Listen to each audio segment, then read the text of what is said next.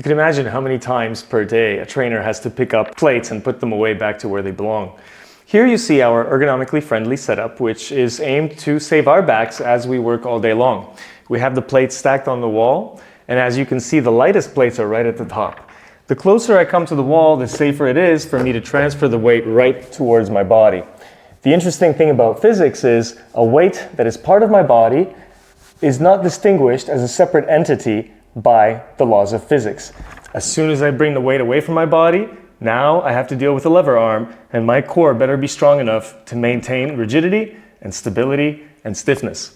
So, light weights on the top. As you can see, the further I am, the harder it is, the longer the lever arm, the more risk, the higher I go. So, ideally, I step forward, I keep my elbows tight to my body, the weight as close to the center as possible, and I lift up overhead without leaning back and loading my spine.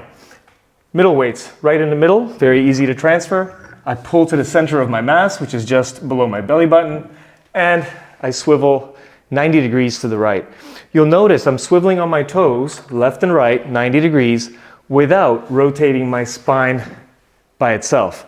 This reduces greatly any sort of injury potential. You can see I pull the plates towards myself, and I always rest them against my body.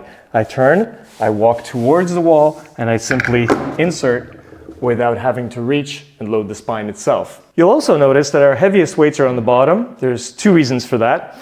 Number one, I can descend into my hip hinge. I can simply rest my elbows onto the knees in order to pull them off, but also beyond simply just alleviating the risk associated with bending my spine and bending deep, what I'm going to do is I'm simply going to pull them off and let them land on the floor.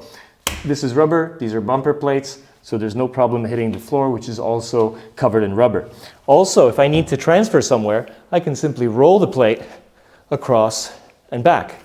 If I need to pick it up, I simply stand over top so that my center of mass is directly above the plate itself.